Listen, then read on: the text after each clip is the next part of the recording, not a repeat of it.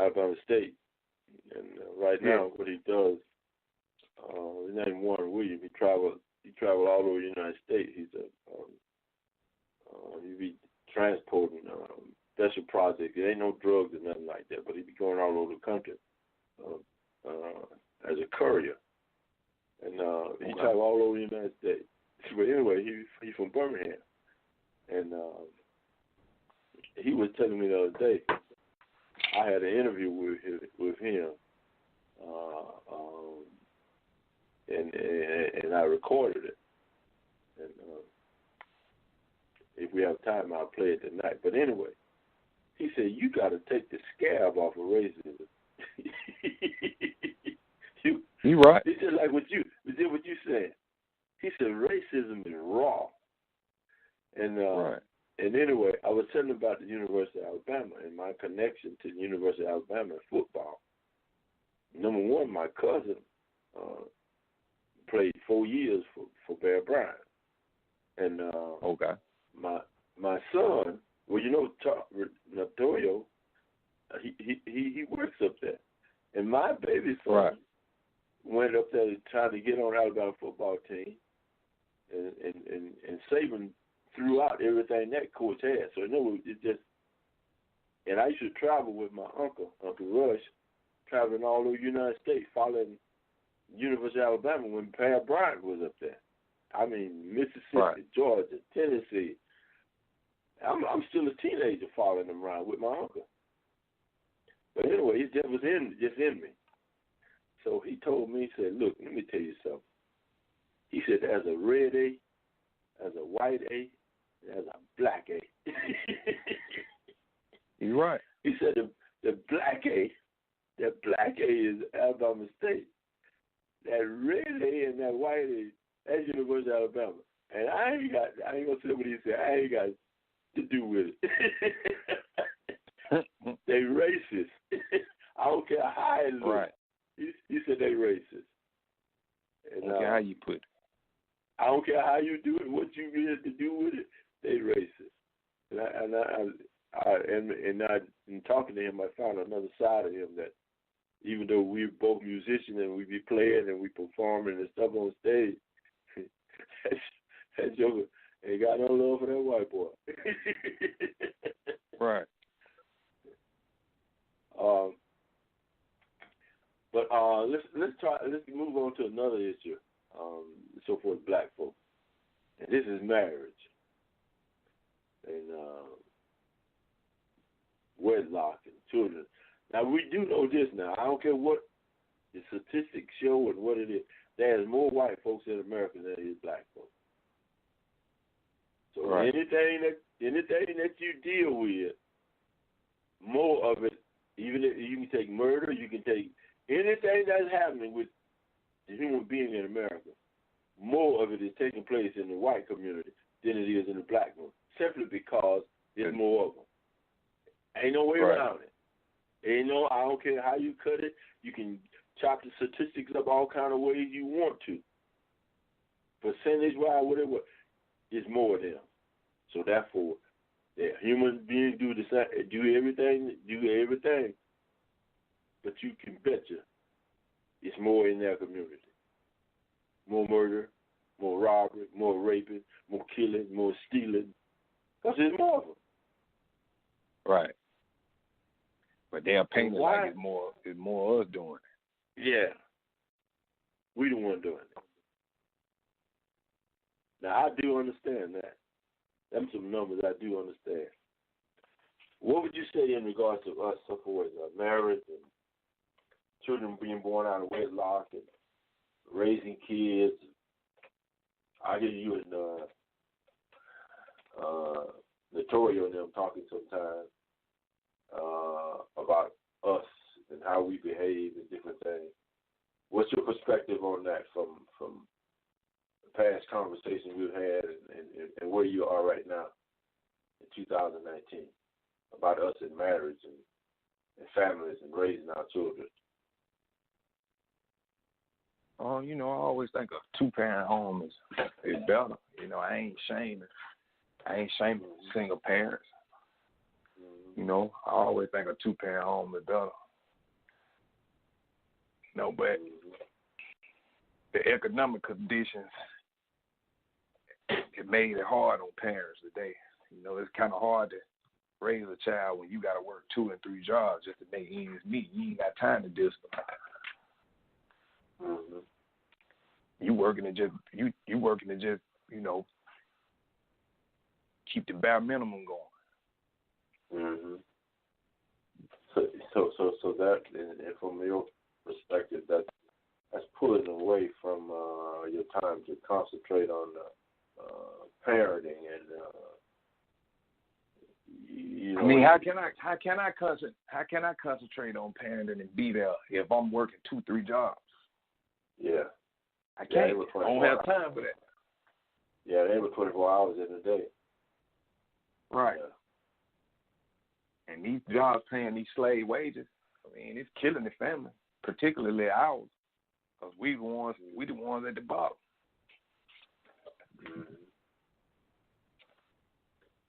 Well, how from the aspect of well, me and Mary, we worked all of our lives past 65. You know what I'm saying? Mary always worked from high school until the time she retired, and me went in the military after I got out of high school, but I always worked.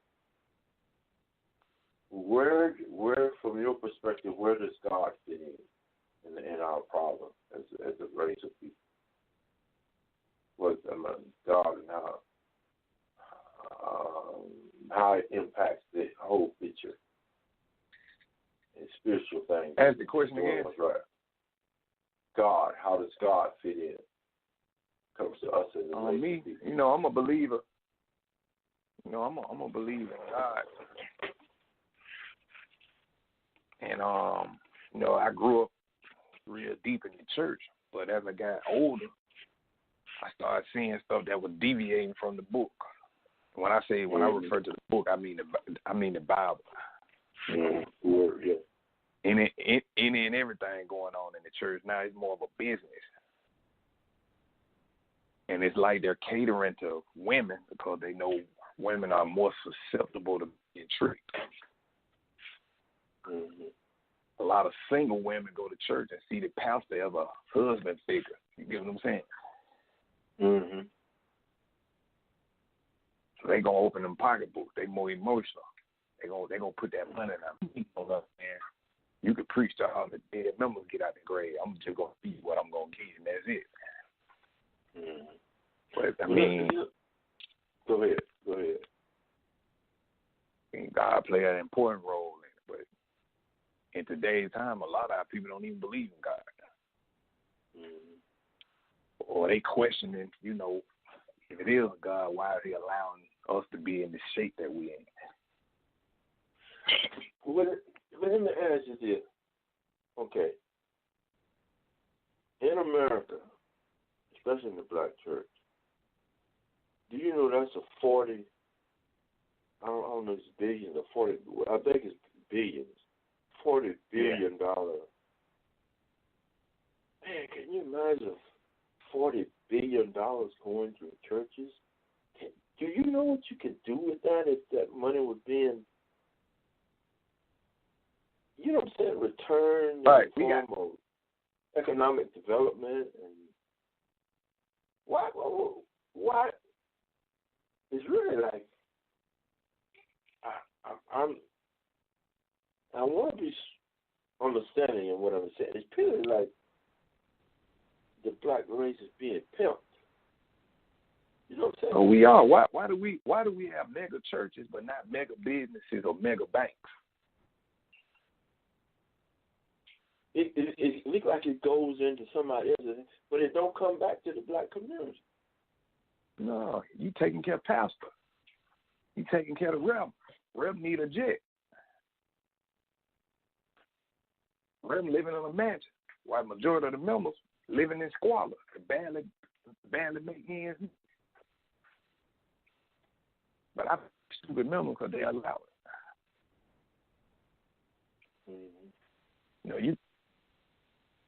I was looking Yeah. at the 6 the other day. Why we got mega churches but not mega banks or mega businesses? Mm-hmm.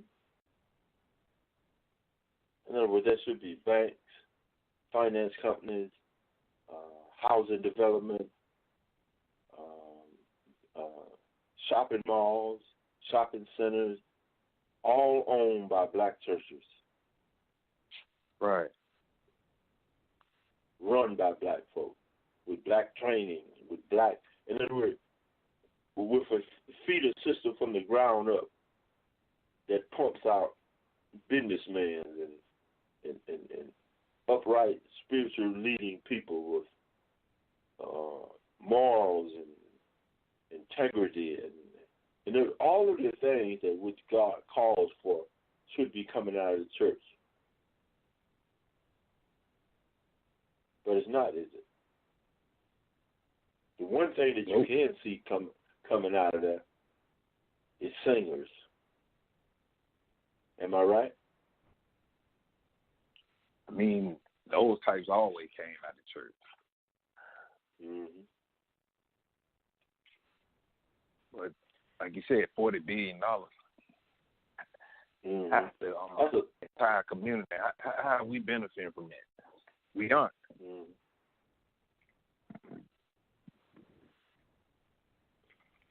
Oh.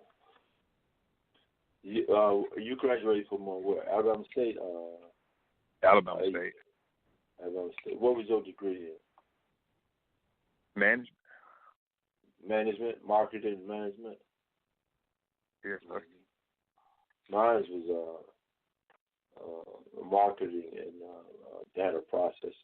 That's what I went to a business school in Tucson, Arizona. It's called Chaparral College. I didn't graduate, but that's where I got my start. I started out running a department store, and then running a department store. Probably I think I had about 32 employees, most of them women, and 3 or 4 men. But most of it, that's when I was living in Tucson. And then I came back here to Alabama, and I got into textile, hoping that I could move up in Vanity Fair management. And I had been running a department store for 5 or 6 years. I knew all about textile, markup, fabrics, all that stuff. But anyway, then when I got into textile down here, they wouldn't let me go so far until I figured out what they were doing with me. I blew my staff, raised hell, cussed them all out with it and left.